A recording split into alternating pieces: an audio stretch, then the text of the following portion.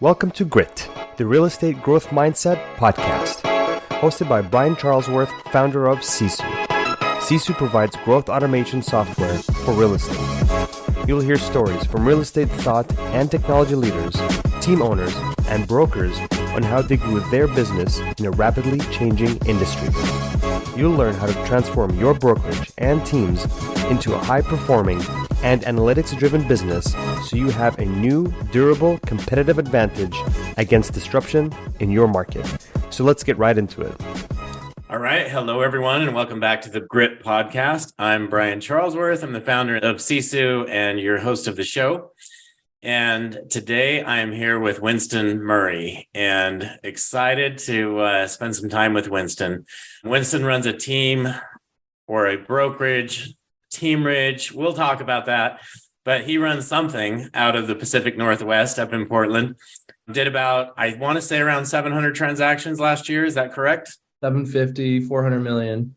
Okay. And how long have you been in the business? I've been in the business for about 11 years. Okay. So 11 years. Anyway, just really taken off as of late. I wanted to share this story, Winston, because how I met you actually just recently, we're actually meeting now, but a few weeks ago, Winston happened to be on a Zillow meeting.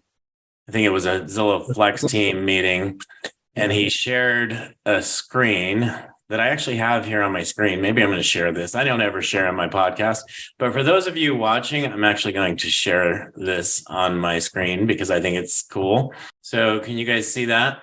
Are you seeing that, Winston? That's the one, yeah. All right. So tell me, what is this? Why did you share this in a Zillow meeting? And the way I heard about this is my wife, who runs the Zillow Flex team, happened to be in that meeting and said, hey, this guy named Winston, he's in there talking about Sisu. And I said, oh, that's cool. I need to meet Winston. So tell me more. Yeah. Well, they asked me to share kind of best practices and what we did last year. To my first 12 months in Flex, we scaled our small team of 8 agents to 80 and started a brokerage in the first 12 months. And so they were kind of having me share best practices and how I was able to do that. And of course, all the growing pains that come along with that. We've implemented Sisu earlier on last year into our business, and it's been instrumental. I think I related it to being the dashboard for my business. And, you know, when you're driving 200, 300 miles per hour, it's nice to have a dashboard for your business. And so that's how I talked about it, but it was really genuine. It wasn't it was a plug for Sisu, but I believe in it. So I wouldn't have done it if I didn't mean it. Well, I think it's awesome because Sisu was built for people like you. I came into this business to help my wife grow her business for a year. And I saw it, I was like, why has nobody provided this to this industry? And so that's how Sisu got started. But 8 to 80 agents in what time frame? 12 months. 12 months. How did you do that? You know, a lot of pain. I think, but isn't growth always pain? I mean, there's some pleasure in there, but there's always pain, right? I think from the outside, we only see the pleasure, but yeah.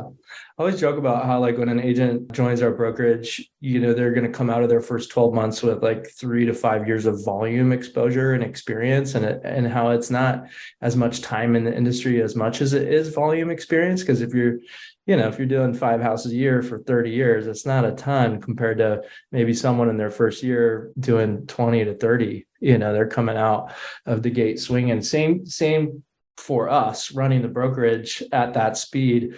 We're, you know, a brokerage that's only 2 years old. Although I've been running my real estate business for 11 years, I feel like in the last 2 years, you know, we've gained 10 years of brokerage experience. And so, you know, when we first got on Flex, it was kind of overflow of leads. My biggest challenge was that I didn't have enough agents to pick up the phone, which is a very unique challenge to have for a realtor. Quite a dream, honestly, to be like, wow, okay, how is it that my biggest challenge is that I have too much business, and how can I handle that much business? And so I had a coach previously who was just scale thyself. And he actually, when I was heavy in production, I sold 70 houses in 1 year by myself, and, you know, I was working until 2 a.m. sometimes, but I wrote this manual. Selling 70 houses. I don't want to skip over that because if you're a realtor selling 70 houses, I mean, most of you know this because most of our listeners are in real estate, but you do not have a life at that point. Real estate is all you do. And you go on vacation and you're still doing real estate. I remember being on vacation, honeymoon, having homes under contract, being out on the beach on my cell phone in Mexico, it's constant work.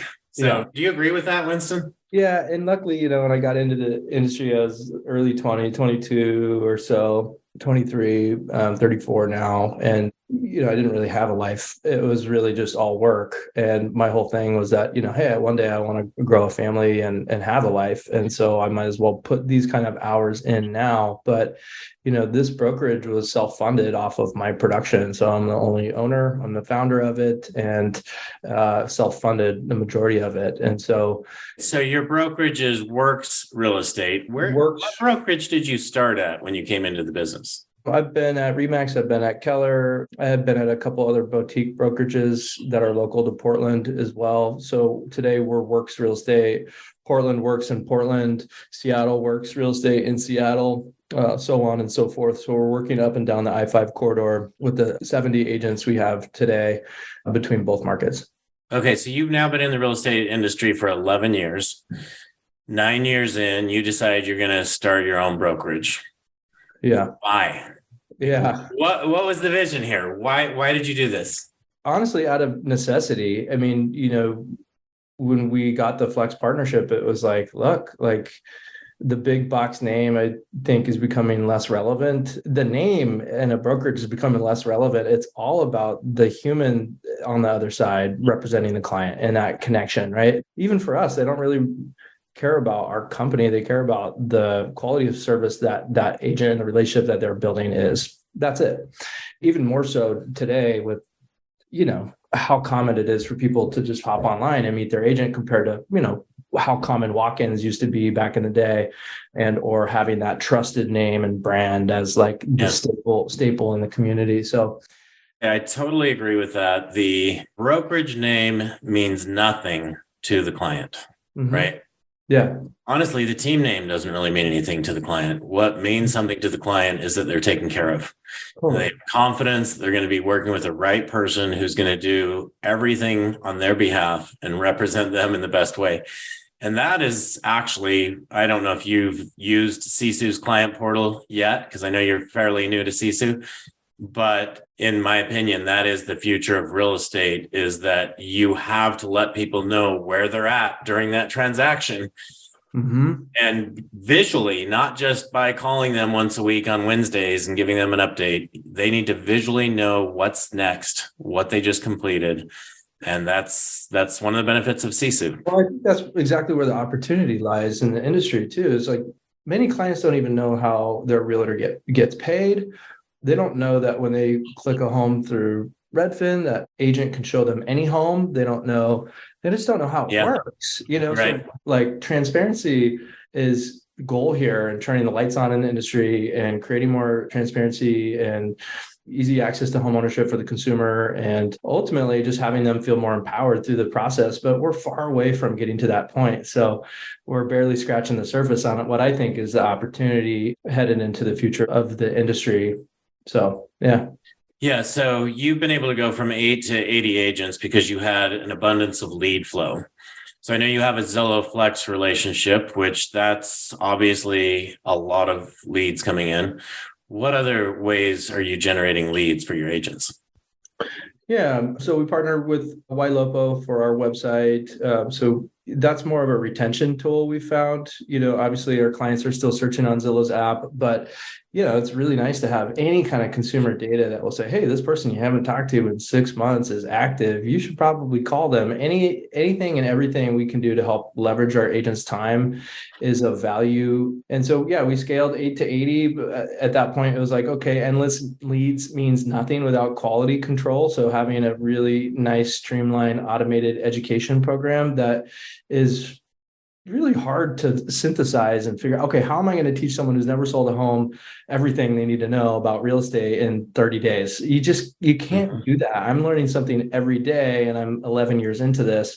And so for us, our philosophy there is like, okay, if we can teach an agent how to build trust and gain a client, both a buyer or a seller, then the client will teach that agent everything else they need to know about the process through a series of scenarios and questions that come up about sewer lines and roofs and whatever, with an emphasis on repeat business and referrals. And so I think the thing that makes us different than a traditional team or team Ridge is that I would like to think we're a brokerage. We're not a team. We're a brokerage. We offer team-like support, but our agents have autonomy in what they're building.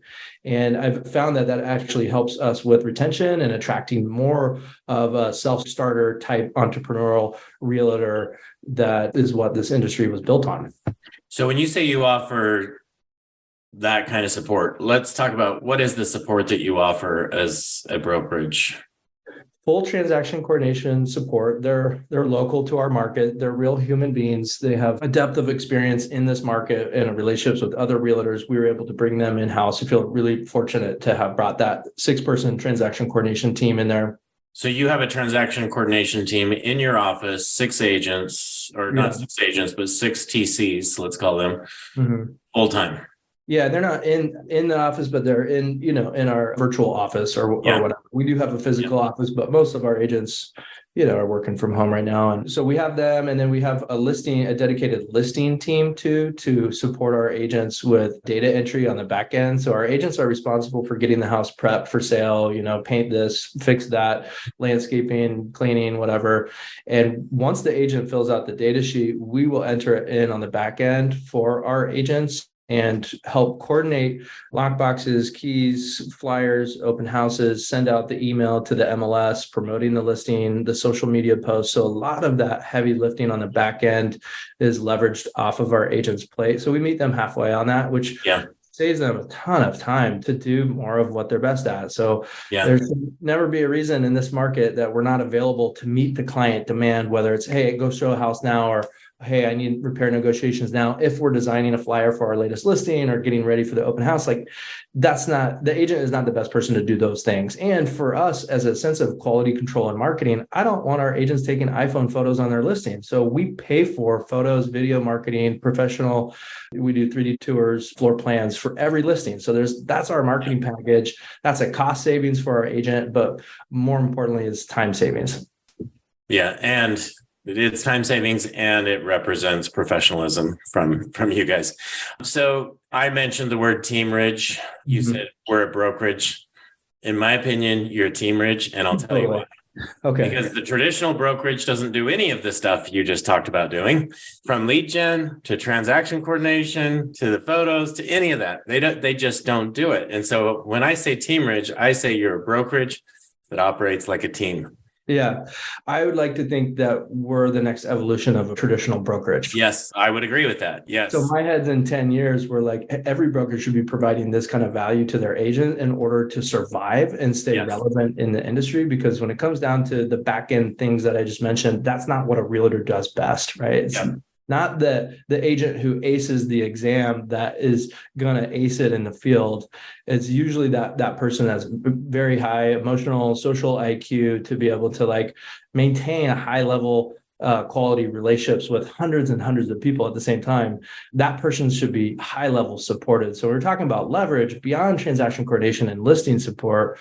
We also offer referral cards. So, we use Follow Up Boss as a CRM. Our agent, if they get maybe a past client who refers them, let's say their neighbor, to sell their house, that agent can go into Follow Up Boss, tag concierge, hey, can you send this person a handwritten thank you referral card for referring their neighbor to me? So this is old school Buffini leveraged with tech, right? It's still all about that personal touch. So that agent is now incentivized and supported by the brokerage to build a strong intentional referral-based business through these systems, including referral cards, post-referral cards, plus closing gifts. And we meet the agent halfway on the cost of a home warranty to ensure that client relationship is protected. At the end of the day, that's all that matters. Yeah. Okay. So I'm gonna shift gears here for a minute, because I think part of the problem with real estate over the last 30 years with these brokerages has been that they didn't charge enough. They didn't charge enough on each transaction in order that they could build the support to really provide the value to the agent. Totally. I agree. 100%. Yeah. So what do you guys charge? Like, how do you price that? If you're providing a lead to an agent, how is that different than a normal transaction? And I'd just love to hear your cost structure. It hasn't always been the same. And we started out on a 50-50 split. Regardless of the source, it made it way easier to track. It was really simple for agents to understand, hey, everything sells 50-50. And the reason why is because we want to help you build your referral-based business. And it doesn't matter if that client is coming from Zillow or referral, we're going to help you get referrals from all of those clients. And we're going to teach you how to provide that kind of service that generates repeat business and referrals. And we needed that when we were small and at scale. Things, when you have more agents, you have more money and you can come off of those splits over time. But in the early phase of building our team, like we had to keep our splits high because it was so expensive just to build this business. And now, so you said building a team. So are you talking about building a team before you were a brokerage, or are you talking about? Oh, I was a showing agent, I was a buyer's agent, and then I went solo, and then I hired a TC, and then I built a team, and then I started a brokerage. So I've been every floor. Okay. So that's when you were building a team, you were 50-50. When you started this brokerage, what are your splits like there? What does the compensation look like? Yeah. So it started out 50-50 for the first 9 months. And then we switched it to 60-40 when the market flipped.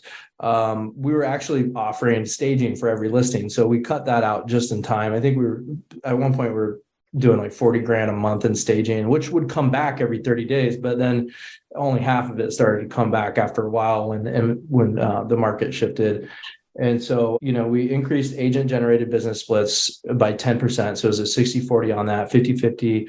And we share the success fees. So any referral fees to outside lead sources we do off the top, and then it's split 50-50. Recently, as of the last 3 or 4 months, we've implemented a new comp plan, which is more structured around total company production tiered split. So a brand new agent, which I'm not scared of a new agent because of the education program we have. I have new agents outselling veterans all day. I love new agents. Most power teams, and I'm still calling you a power team because everything you've told me about your brokerage, you run like a team. Okay, I'll tell you what's different though in a little bit. Okay. So that being said, what I found is it's easier to teach real estate skills and have them move into your culture, which is a culture of production, and actually be willing to make 25 great conversations per day than it is to train somebody who's been in the agent for 10 years to actually work, right? I mean, you bring someone in that's been in the business for 10 years, that's been selling 4 homes a year. They don't know what work is, right? They don't fit into your culture. Nor do they see where the industry is headed because they already have a fixed mentality around what it is. And honestly, like they might have 10 years on me and have a more established database and they don't need to work that hard. So kudos to them. But for those folks coming into this, you do. And not only that, you need to learn the tools and systems to operate your business at a high level. So we include the tech stack, including Sisu as part of that, of course, plus CRM and Wailopo and all the things you need to have a good presence online and run your business at a high level. Yeah. Okay. So tell me, I mean, what is the elephant there? How are you different than a team? Please share. So let's talk about it now. So we have a tiered split. So a new agent starts at a 60-40 split. And over time, as they become more experienced and now hopefully more of their business is coming from referrals, we see about a 15 to 25% increase in referral business year after year. When you say referral, you're saying SOI. Yeah. Sphere of influence or past clients. And so our whole thing with Zillow is like, hey, we want to provide the kind of experience to that Zillow client that generates 2 or 3 more deals.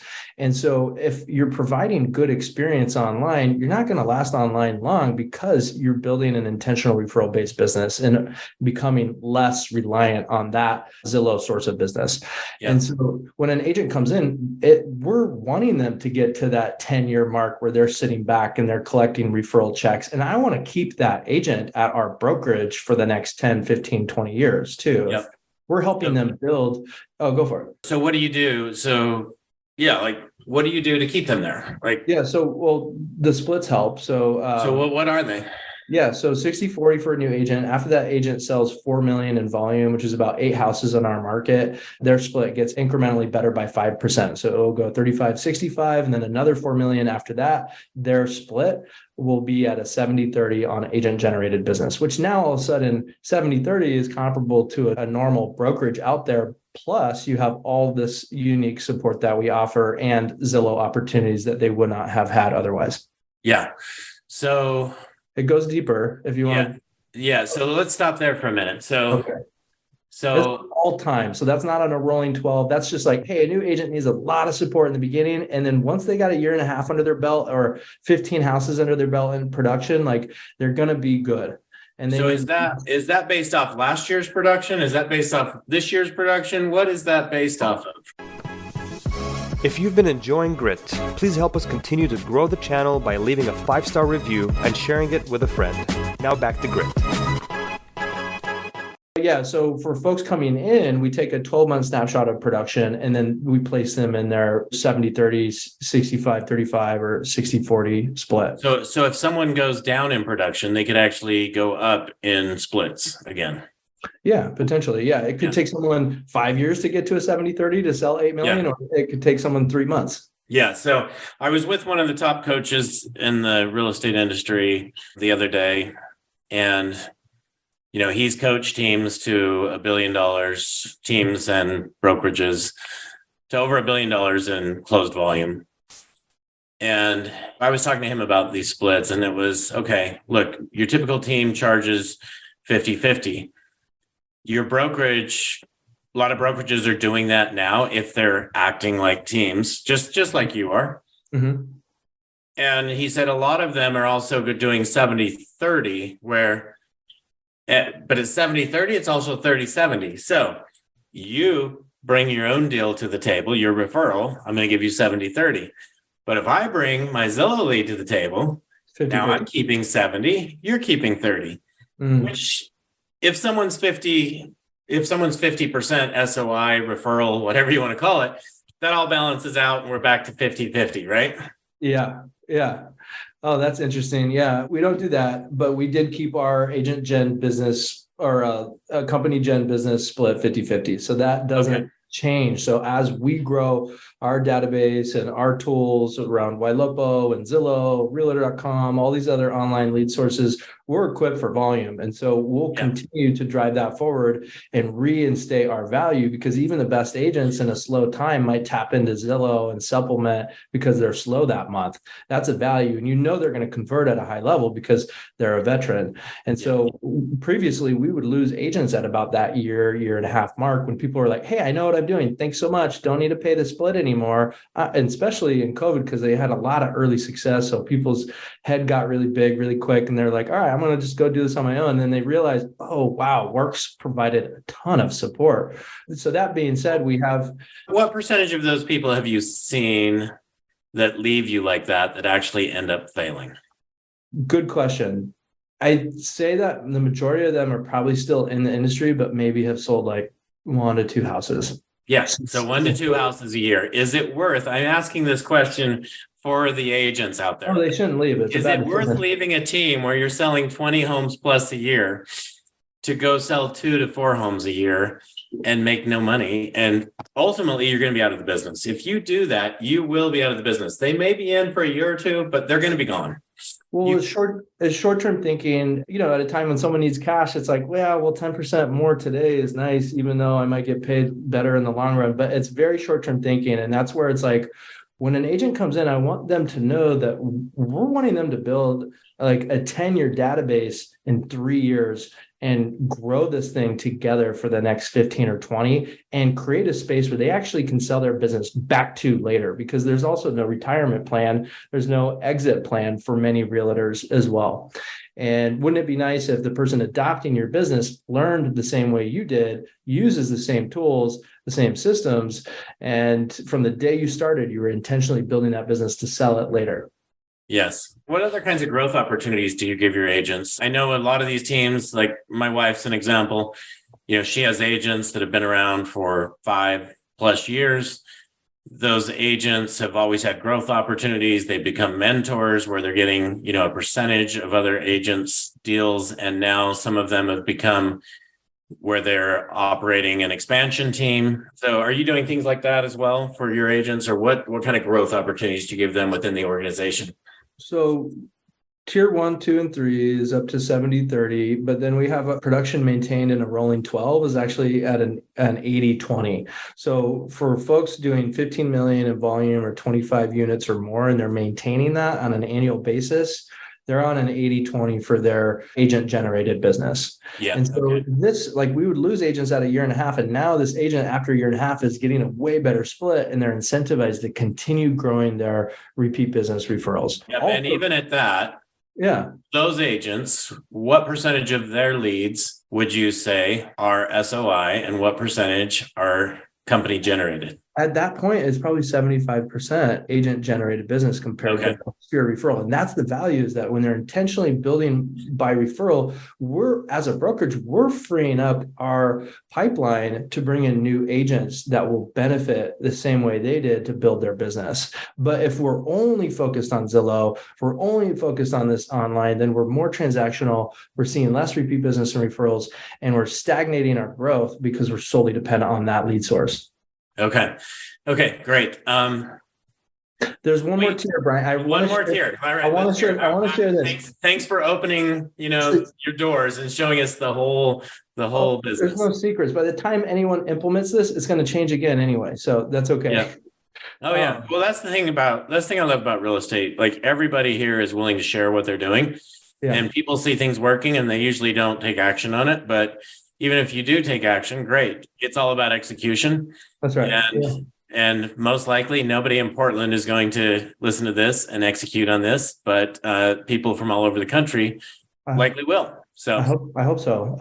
Okay, last tier. You said it yourself. When you're selling 70 houses a year, you don't have any life. So a lot of this company was built out of necessity and my production experience. And you can go have 1, 2, or 3 really killer years, but can you do it and maintain that high volume for the next 5, 10, 15 years and have a quality of life? You can't. And that's exactly where the opportunity lies. This industry is broken. It's, in many ways, it's not set up for long-term success as a realtor. There's not a lot of retirement options. It's exhausting, et cetera, et cetera. So if an agent is maintaining 35 units or more, or 20 million in volume, Works Real Estate actually employs someone to support that agent at a deeper level in their business. So now that agent has their own assistant that brokerage is providing, where that's a W-2 salaried employee with a small base, bonus based on closings, dependent on the source of business. So if the lead agent brings in a deal, they pay the bonus, or technically the brokerage pays the bonus out of the check, so on and so forth. So now that agent has a lot more leverage: searching, sending, showing, scheduling inspections. We call it the 4 S's. That usually takes up about 75% of the time it takes to represent a buyer. So now that agent can do 50 units a year and still have a day or 2 off a week and maintain a quality lifestyle. Yeah. Okay, cool. Love it. And we can go recruit at an 80-20 split for those heavy hitters out there in the field already. And, so that's our story for now. All right. So back in October, November, interest rates went on a hike, right? Like faster than has ever happened before, because interest rates, quite frankly, have never been that low before. I've never seen a 2% interest rate in my lifetime, and I have a long lifetime. That has never happened until, 2 years ago. So interest rates come back up. They're now, 5 to 7%, which is, actually a good, fair rate if you look at, the history over the last 30 years. Mm-hmm. So in your opinion, what's happening in real estate today, and what do you need to do to be successful? I just had our brokerage meeting this morning and was talking about the agent who's going to survive, and not only survive this market, but thrive in it and capture a lot of market share, is the one who has a routine, is the one who is actually approaching their production and their trade like a business. I'd say that teaching an agent the trade is so different than teaching them how to run a really strong, intentional repeat business, referral business that will last, And I think that a lot of the change in the industry that you and I have referred to is really talking about the majority of the industry, which are part-time agents that don't do this as a full-time career. They might do four or five houses a year and that's it. I think the future of the industry is going to be more full-time, high-level advisors who are living, breathing real estate year after year. So this shift that we're experiencing, I've been talking about because there's always going to be another shift. It's going to happen again. And day one at Keller Williams, I remember an agent saying, this is 2011, right after the crash, they were like, oh, you just got into real estate. Today's day one. Okay, well, good luck. You better find another job soon because there's going to be another crash. And so I've had this instilled for 10 years. I need to build a hyper intentional business now so I don't get squeezed out later. Yeah. And so for any agent who's doing this full time and has intentionality and a really solid database, I don't have a lot of concerns about it. In terms of what rates are doing, this is what I'm telling clients. Yeah, rates are higher than they were before, but historically it's pretty normal. Hopefully they'll come down. It's not ideal. I'll definitely say that. There's a lot of stress on the economy and that trickles down to like every family's household right now. And I think it's worth just acknowledging the pain that we're in. And after COVID, I mean, there's a lot of people in pain. And ultimately what I tell clients is that there's just simply not enough houses. So I can't tell you what rates are going to do. I don't have the crystal ball on that, but I do know that there's just not enough houses. Mm-hmm. And for as long as we're alive, I think housing is going to be a crisis and that there's not enough of them. And everyone deserves a roof over their head, a locking door, and a source of heat. And if nothing else, you just have those four walls. Like everyone deserves that sense of security. And so if you can afford to buy, if you're privileged enough to be in a position to buy now and hold it. Yeah. That's what I've been. And if interest rates come down, refi. Right. Refi. And even then, when rates come down, it's not that demand is down. No one doesn't want to own a home. It's just affordability is down. And so when rates come down, it's going to be like 20 offers on every house again. Good luck. And that's exhausting too, from a realtor standpoint. So anyway, that's my thought. We need more houses. We need to build more houses. And ultimately, that's my end goal. And most builders have pulled back on their building right now. So the inventory shortage is continuing. Yeah. Thanks for sharing that. There's something you shared that I want to dive deeper into, though. You said, if you're an agent that's running your business like a business, you're going to be okay. Mm-hmm. Okay, great. So if I'm a team owner or a broker owner, how do I get my people to run their business like a business? Because that's like, those are the people that need to make this shift, right? They're the leaders of this industry, Winston. So how do I do that if I'm a business owner? Okay, this is perfect. You asked earlier what separates us between a team and a brokerage, and it's ownership. That's what it is. And that, our agents do buyers versus sellers. I think a good buyer's agent is what makes a good listing agent and vice versa. It's that agent's name on the sign.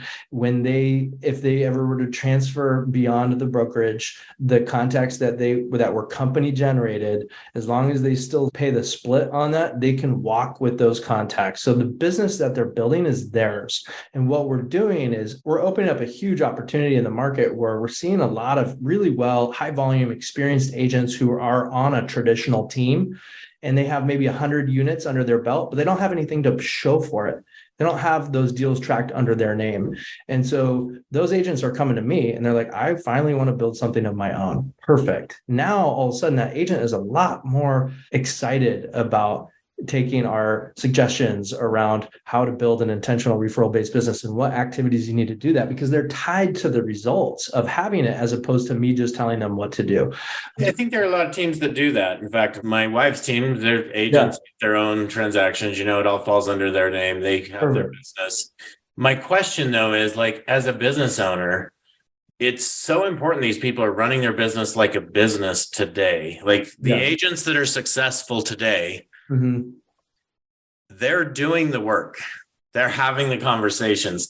As a leader, how do I get them to do that? Good question. Okay, so I think having other agents share success stories constantly is something that we do a good job with. Today, we just announced a challenge up until the end of April in Sisu for the most amount of appointments set for both buyers and sellers to have real estate specific set appointments. Okay, so what does that mean? So you're having a sales contest, sales challenge based on appointments set. Mhm. Walk us through, when did this challenge start? Today. Actually, it starts tomorrow. We announced it today at the broker Okay. meeting. Okay, it starts tomorrow. I wish it had started on the first of the month because I wanted you to share those increased results. I can guarantee you this. You will have more appointments set the next 15 days than you have the last 15 days because you are running a challenge. Yes. What made you decide to do this? Well, because we ran a challenge with reviews on Zillow, actually 5-star reviews on Zillow in December. We got 250 5-star reviews in 30 days. Do you know how many times I've heard that story? Oh, it's crazy. 50 reviews, and that's all the reviews you need for the year, right? But Because it's you crazy ran a because sales it was like a contest. $500 cash prize. And I'm like, yo, y'all don't get that. Like, you're going to get $5,000 times 5 off of this. It's Right. not, but they'll work so much harder for the 500. I think it's more just a healthy competition. I understand that it's like this healthy competition amongst your peers. And really, it's like with Zillow, everyone is running their own business, but we're all still so closely tied to each other. And if someone has a really bad call, it negatively impacts everybody just the same. If someone gets a listing or has an offer accepted, that boosts everyone's performance up. And so in so many ways, we're all connected. And if I think you could get agents to see the big picture of what we're building and all the benefits that come with building a high intentional referral-based business over time and the lifestyle that it comes with and the flexibility, getting people to see the big picture, I think, is how you connect the why am I doing this that really has been proven to work for us. And, we'll see over the next, 45 days how this next challenge goes. But the intention is go have more real estate conversations and you will get paid more, period. Yeah. I know it happens. I think it's hard for people to see that when they're not going to get, $100 check at the end of every day of 8 hours of cold calls or whatever. Yes. Well, I would love to hear the outcome of this challenge. I believe you'll see significant results from it. So excited to hear about that. What is the reward this time? 250 first prize, 150 second prize, $100 third prize, and we're doing it for both markets separate. Okay, so it's Portland. It's not as much about the money as it is about the culture and everybody lifting each other. And that's what you see happen when you do a sales challenge. Yeah. The tide rises for all boats, right? Yeah. Everybody's setting more appointments. Everyone's going on more appointments. And therefore, everyone is putting more transactions, more homes under contract. Yeah. And having that data to be like, look, statistically, if you call X amount of people, you get this many more deals back in 90 days. Like having the data on that, I think the biggest thing is getting our agents. We just implemented a new action follow-up boss kind of rollout for database management. And as a brokerage, we created automated tasks. So we're like, if you just set the stage, all your tasks will be automated. So we're helping enable our agents to make that follow-up game way easier, which is also how we're just making it easier. Like agents have enough to worry about. It's our job to make their life easier. And so we're rolling that out, but part of them auditing their database is just making calls. You can't do a mass action that like defeats the whole purpose of like being intentional and making outbound calls. And so, yeah, excited to see what happens over the next 90 days or so. Yeah, exciting. All right. Well, congrats on all of your success. The last thing I wanted to share before we jump off, I know you are involved and have started a couple of nonprofit charitable organizations. Love for you to share with us what you're doing there. And I think this makes a big difference and kind of separates you maybe from a lot. Yeah. Is a lot of times it's about the why. Why am I doing what I'm doing? So tell us more about those. Yeah. When I was 20, I got into some trouble. I ended up getting a DUI. I hit a car full of people and I got totally sober and changed my life. I was 20. And I spent the next 12 years helping build a nonprofit centered around helping young people who have struggled with drug and alcohol addiction and changed their life. And that was a grassroots effort on my behalf. I was a college dropout and I was like, I'm going to start a nonprofit. And everyone was like, you're crazy. You've never done that. I was like, well, no one ever has until you just do it. And so Fast forward today, that nonprofit now has 4 different locations, almost 100 employees, and gets over $5 million in grant money per year, I believe. I've passed the torch and had, found someone else to kind of take that. That was a 4-year volunteer effort. And then I was like, okay, now I need to go make some money. I need to figure out how to build my family and support my family. But it taught me, it was the best 4-year college education I ever had because it helped me create something out of nothing. I almost do better with a blank canvas than a structure. Mm-hmm. And similar to real estate, it was very transferable. It taught me how to manage and market and organize and rally people and create systems and processes and education. And ultimately, when I got into real estate out of that, I felt like I was selling out a little bit. And I was like, look, I have this philanthropic entrepreneur spirit. I want to sell real estate, learn the trade so much, and then come back to the nonprofit world. And so last year we were able to form Works Housing, which is a nonprofit centered around agent resource education and raising funds through community members, past clients, to help other nonprofits who are already doing really good housing related things in the Pacific Northwest. So really excited about that. It's full circle now. So if somebody listening wants to help with that, what can they do to help with that? Is there a website people can go to? Workshousing.co, and our website is worksrealestate.co. Okay. So is that the best way to reach you if somebody needs to reach you, Winston? Yeah, or Instagram is good. I'm active on Instagram always, or LinkedIn. So you can find me Instagram, Winston_Murray1. I'm on LinkedIn and Facebook and all that as well, of course. Okay, awesome. Last question. If I'm running a real estate business, what is the most important advice you could give me? Just one piece of advice that you would give me that you think is going to change my world and set me up for success in the future? Get Sisu, straight up. I agree with that, but you might need to go into more depth. Well, I think there's so much to do in Sisu. There's a lot to learn. And by having that one thing, I think that it will force you to look at a lot of different areas in your business. I mean, we run our recruiting through that. We run our listing. We're building out the client portal. We run our transaction coordination as well, our challenges. I mean, everything is in that. So if you get that, I think it will open up a lot of other doors of how to get organized and what things you should be paying attention to. Yeah, well, and just so you all know, I did not pay Winston to say that. Had no idea that was going to be your answer. But I honestly agree with what you're saying. That is one of the most important things you need to do to be in this business in the next 3 to 5 years. So, I mean, Brian, the software is like a dream come true, like a 10-year dream come true. So I'm really happy to be here today. And that was a genuine answer. I really appreciate your time. Well, thanks, Winston. To all of you listeners, thanks for joining us on another episode of the Grit Podcast. If you can like this episode, give us a review. It'll help us get more and more industry leaders like Winston to join us on the show. So thanks, everyone, for listening. We'll see you next week on next week's episode of The Grit. Thanks. Thank you for joining us on our podcast. If you have an interest in a free 7-day trial of Sisu, go to sisu.co, sisu.co.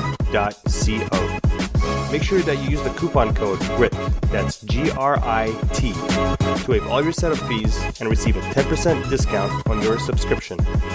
If you enjoyed listening to this podcast and want to subscribe, search GRIT, the Real Estate Growth Mindset, on iTunes, Spotify, or Podbean. And with that, we'll catch you next time. Take care.